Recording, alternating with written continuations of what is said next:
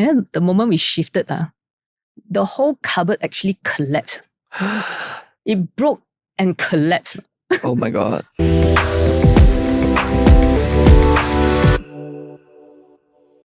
Hi, welcome to another episode of Property in 20 brought to you by Ceekay Soh District. And today's topic again is going to be super interesting. This is something that is very, very less discussed. I would say that it is not something that most property agents or property like podcast channels that will talk about this topic, which is actually on pest control. And when we talk about pest control today, we're going to focus a little bit more on the landed property segment, because that is where it's a little bit more common to have pest issues. And today we actually have an actual expert, like even though she is also a member of our team, but she has been doing pest control business for 8 years now. All right. And it's none other than Elaine. So welcome, Elaine. Welcome to the show. Hello, everyone. I'm Elaine. Happy to be here to share with you on some pest control tips today. Okay, welcome. So Elaine, maybe let's kickstart with a very straightforward question. Like, how did you even get started into the pest control business 8 years ago? Okay. I started the business in 2015 with a friend. And before that, I was a public servant for 23 years. Wow. Yeah. And I wanted to start a business that is recession-proof. And pest control has proven to, in terms of track record, that is quite proof to recession and downturn, So that's why we thought that it's something good that for us to venture into it. Right. So in terms of pest control, like you just narrowed down simply because you just felt it was recession proof. Yeah. But how about any prior experience, knowledge, whatever? Only my friend has prior experience, but not me. So I came in like really, just have to learn from scratch. Yeah. Right. So it must be a very steep learning curve then. Yeah. Okay. Yes. So all this is what you learn on the go, like through learn on the job, and then do my own research, and then read up, and then talk to people, with the pest control knowledge, like my technicians, Yeah. Okay. So when it comes to residential, right? Like which is the more common like clientele profile that you serve for residential? Is it landed, condo, or HDB?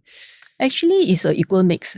Equal mix. In fact, I would say that all of them will have their own pest issues to deal with, and much will be dependent on like the type of property, the age of the property, right? The surrounding environment, and also sometimes it's due to the lifestyle of the homeowner as well. Yeah, take for example, let's say there's a buyer that is looking at buying a resale landed, that is quite old, let's say more than like 10 years, Right. So I would always advise the buyer to check with the seller if the seller has any regular pest maintenance in place.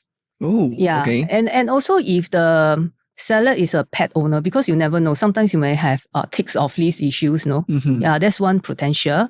And then they should also check the surrounding area. Yeah, just to, if let's say if located somewhere near the nature reserves or near eateries, then there may be some potential pests in the future. Okay. Yeah, and then for HDBs, I'm going to move on to a bit on the HDBs. Sure. And condos. And for some HDBs and condos, they have bean shoots that are built inside, right? Yes. Yeah. So I do hear of cases where the cockroaches climb up from the bean shoot into the unit. Okay. Yeah. So and it becomes quite serious, So these clients will engage us to do a monthly cockroach control for them, Right. Yeah.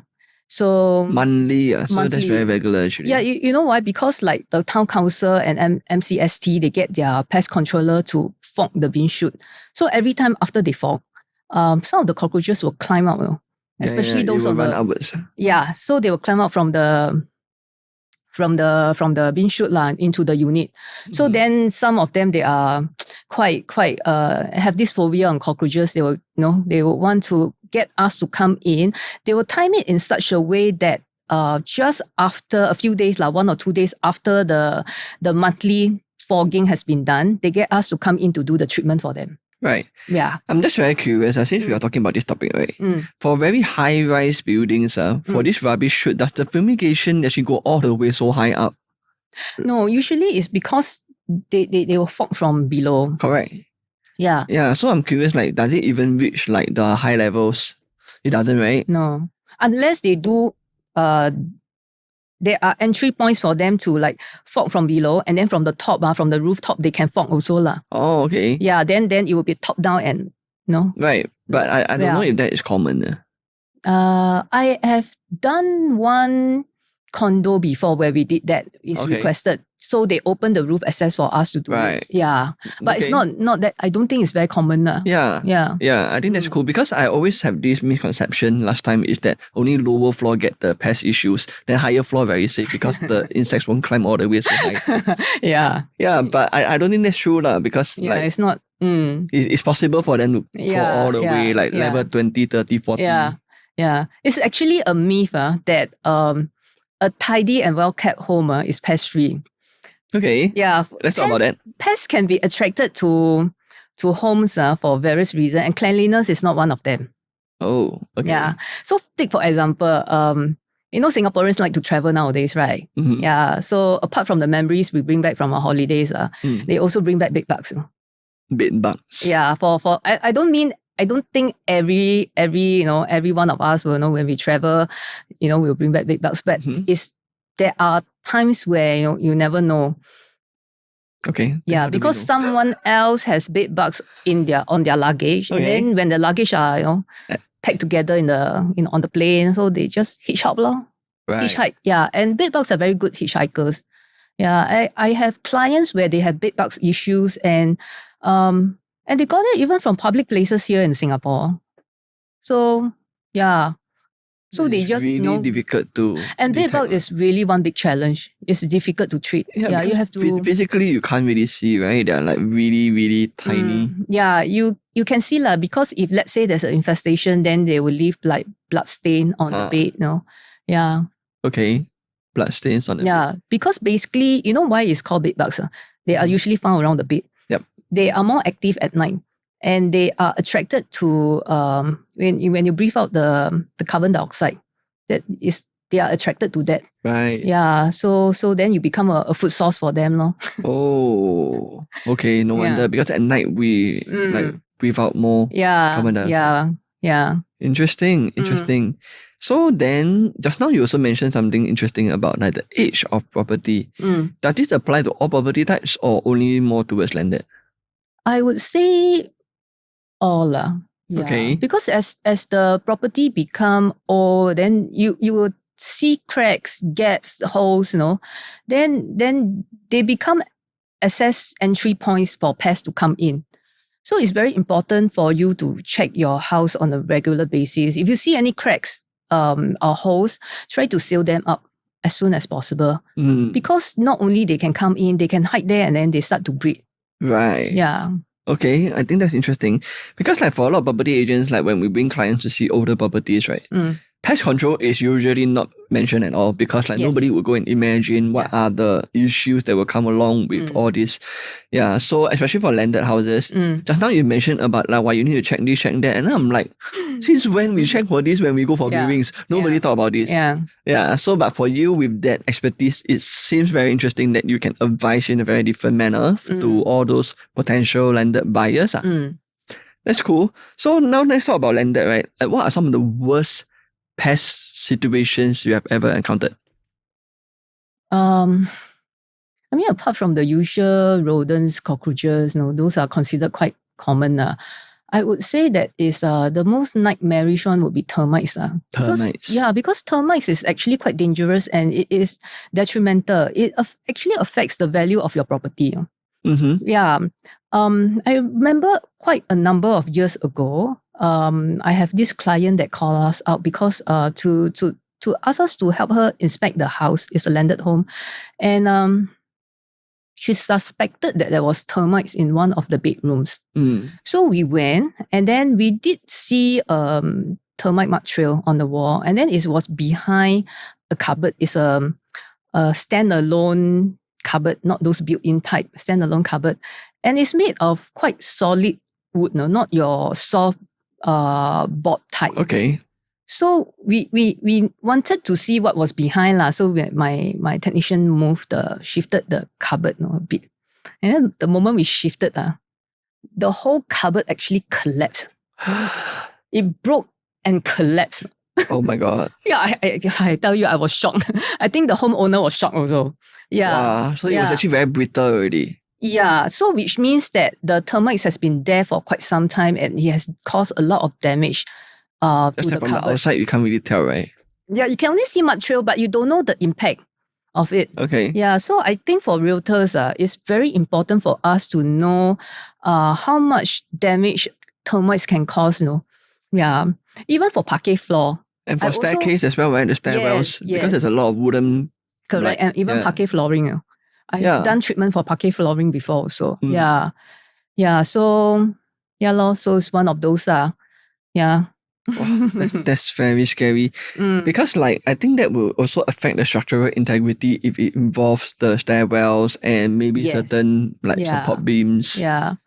In fact, one thing that's quite interesting is in Singapore it's not a requirement, but I know in some other countries like the United States, the seller and agent is actually held liable for selling a house that is termites infested. No? Oh. Yeah. The buyer can claim from the seller and the agent. No? Okay. Because how they make this compulsory is that for all seller, they are required to engage a professional pest controller to come in to check the house. Oh, wow. And then after that, the pest control will have to certify that the house is termites free and issue them with a certificate of clearance. No? Right. Then after that, the seller will pass this certificate to the agent, and then the agent can list it in the market, to advertise . Yeah. If without this, then if anything, if touch wood, there is termites, then both of them will get liable. Yeah. Okay. I think in Singapore that is completely not present because we sell on an as-is where-is basis. Yes. Yeah. So what you see is what you get. If you never you never ask, right, then the seller is not liable. Yeah. Unless you ask and they choose not to say lah. They can also pretend that don't know, don't have. I mean, there's no way to verify, right? How would you? Unless you can see you can see that there are damages done, no? Which is a problem because I think a lot of buyers, they are not so sharp, right? They don't have this kind of eyes for. I think it's a list on their mind, to look out for such things. Exactly. Yeah. They are more concerned about, water seepage. I think that is quite normal, right? They will look out for things like maybe, flooring, whether is it, bleach or whatever, cracks and so on.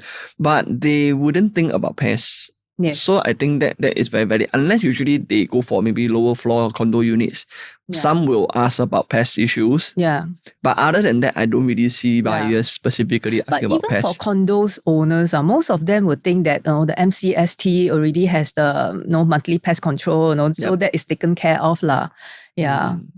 So it's kind of been taken for granted . Yeah. Right? Yeah. So then maybe you can share some of the very common mistakes made by a lot of homeowners. I know this is a bit broad, but maybe you can think of some examples whereby a lot of misconceptions going on for homeowners. Yeah. I think most of us, when there's a problem, we will try to do our own research, go to internet and look for DIY. DIY solutions, right? Okay. Actually, for simple pest issues, if you just see one or two cockroaches clawing, then you just buy a spray and then you spray. It's okay lah. But let's say if it's a very serious infestation, your off-the-shelf chemicals will not be able to solve the problem because the formulation of the chemical is not strong enough to kill the entire life cycle of the pest. Okay. Which includes your adults your larvae your nymph your eggs. Yeah. And for unlike professional pest controls, we use chemicals that are registered with NEA and only licensed technician can handle them. Right. They are not available to consumers. Because it is very, I would say, potent chemicals. Stronger. Yeah, so they don't want it to land into the wrong hands of people. And then you don't know what's the dosage to use. Yeah, and then technicians that are very well trained. They actually the pest control industry is very well regulated too. All technicians are licensed. They need to take a 2 month course. They need to pass 2 practical exams and 1 theory written exam in order to get that license. Wow. Yeah, so you need to trust them also sometimes. I think that is very good to know because like a lot of times we also wonder like what kind of so-called skill sets and regulations are there for the pest control industry. Yeah. So it's good to know that like actually at the same time, I know you mentioned something interesting, the different life cycles that is being so-called covered by the chemicals. Yeah. So a lot of times we always just think that we spray, then 干掉了, then that's it. You can only solve the problem at the surface area. Yeah. Right. Some of the chemicals can't really kill the eggs. Yeah. For example, like termites. Especially for termites, don't even attempt to treat it yourself. Because there are specific chemicals used for termites called termiticide. And those are classified under hazardous chemical. Okay. So only pest control companies can purchase them and use it. And I have come across clients where they thought that they can, they want to save money lah. I mean, all of us want to do that, right? So they were like, take the insecticide spray and then just spray on they saw that termites nest, they just spray on it. Some termites die, but then there are some that also start to run away. So what happened? They will spread, right? Yeah, so that was what happened when you try to do it yourself. You disturb the nest of the termites and they start to migrate to other parts of the house and it starts to spread. And when that's happened, it takes a while for you to know where they spread to. So by the time you see exactly where the nest is, it's too late already. So it means spread to other area. Then in the end, you have to spend more time and money to treat it. Right. Yeah. I think that's very interesting because I think for a lot of people, they don't have a lot of experience with termites. Maybe we talk about like cockroaches, lizards, and most rats. Yeah. But termite, actually, lizards are good lah. Lizards, just leave them alone. Yeah, I also think so. Unless it's like too many. Yeah. Yeah, but I think generally like for most people, they don't have any experience with termites. So it's quite scary to think about like what you just mentioned is that if you try to do it yourself, then they will spread and then you have multiple places infested with termites. Correct. Yeah. So let's assume that today, if I am a new landed home buyer, I just bought maybe for example, a pretty old landed house. And I don't want to tear down and rebuild. I just take over at most I renovate, do a bit of A&A, right? So what are the necessary steps that I need to do, right, to prevent pest infestation from the very beginning? Okay. I think most buyers, once they got a new landed home, the first thing they will do is to get the ID and then the contractor to come in to do renovation, the design, everything. And actually they miss out one important part, that is before they start the renovation, it's always good to engage pest control to come in to do a thorough inspection of the house to see whether there's any pests, especially termites. Because the moment you start hacking and drilling, you actually disturb the nest of termites. Yeah. So it's best if, let's say, there is any termites infestation, let the pest control come in to treat it. So what they will usually do is to put in what we call termites baiting system to treat the inside of the house. Okay. Yeah. But if you want added protection to the house, to prevent any future infestation, what we can do is what we call anti-termites corrective treatment, where we will drill holes on the perimeter of the entire house, and then we pump in the termiticide, and then we patch up the hole. Wow. So what this does is to create a barrier to prevent termites from entering your home from the soil. Yeah. Even if I'm going to do renovation, whatever, later on. Yes. Okay, correct. That's interesting. Yeah. But if, let's say, you are going to tear down your house and then rebuild, what they will usually do is they will also do what we call soil treatment, anti-termite soil treatment. So after they have tear down everything, the pest control will come in to spray the termiticide into the soil, let it absorb into the soil. Yeah, and then after that, the construction can take place to build. Interesting. Yeah. Because I never thought about this. Like, if I am a layman consumer myself, right? Without knowing this, my first thing is that I'll just bring in the ID contractor, come in straight away, start work. Yeah. That is what happens usually most of the time. Yeah. And by the time it's usually the contractor during the hacking, then they found out there's termites. Then they start calling up the pest control to ask what can be done. Yeah. Okay. But does it come across as being too late or it is still manageable? It's still manageable. So as I mentioned earlier, you just put the bedding system first to treat. But the treatment itself takes about 6 to 8 weeks. Wow, so long. Yeah. So is that why sometimes like construction or rather renovation for landed house get delayed? Can delay, yeah. So it's best if before you do anything, just get them to come in. Yeah. Once you've collected key, just ask them to do a check. Right.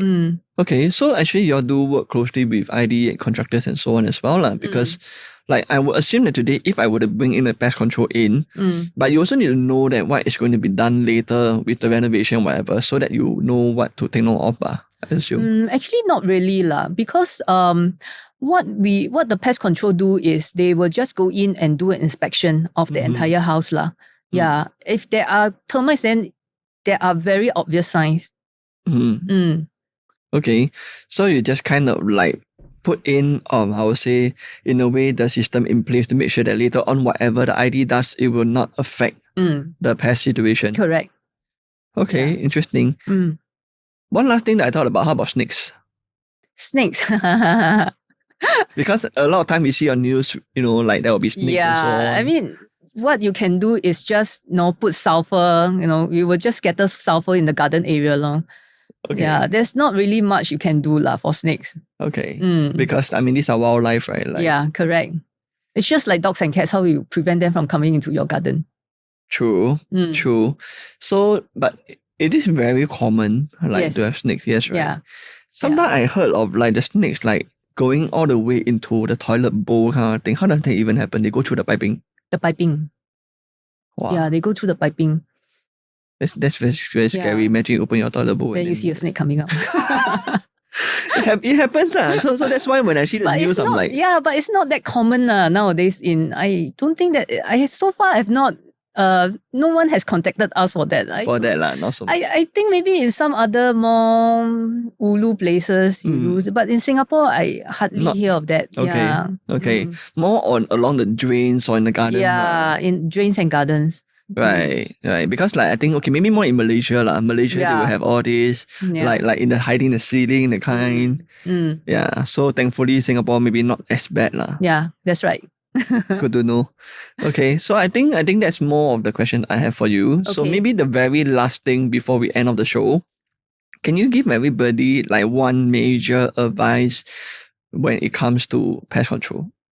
The very one thing that they must know. One thing they must know. I would say that just it's back to really doing a very thorough check of the house that you're living in, the house that you're going to buy. Check for gaps, cracks, holes. Yeah, because and the other thing is try to get a pest control to come in and do a inspection Yeah, it's for, don't take it for granted. Yeah, it's for peace of mind later on. Okay. So that's very important. Before you buy any house, before you even consider to put an offer, you just notice some of the little cracks and whatever. Yeah. Then, but the thing is that you haven't buy, then you bring like that, then the seller won't be offended. No, after you buy After you buy. Yeah. Okay. After you buy, then you get them in to do the check for you. Okay. So that to give you the peace of mind. I see. Okay, so this is still whereby you buy a property, it's on an accessory basis, you take over. But then before you do anything, you better do one round of check before you do anything to the house. Yep. Awesome. Thank you, Elaine.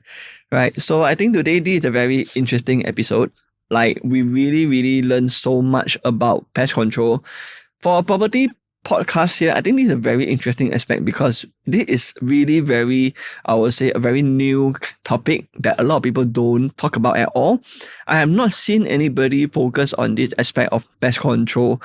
And today I think we really got a very good in-depth answers from Elaine. All right, so thank you once again, Elaine. And I think we're so thankful to have you on the show. So hopefully next time round, we can have a lot more insights, through your experience and so on. Many more landed owners or homeowners can benefit from whatever that you are able to share with them.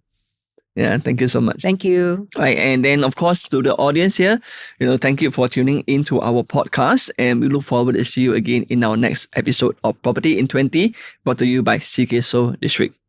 See you in the next episode.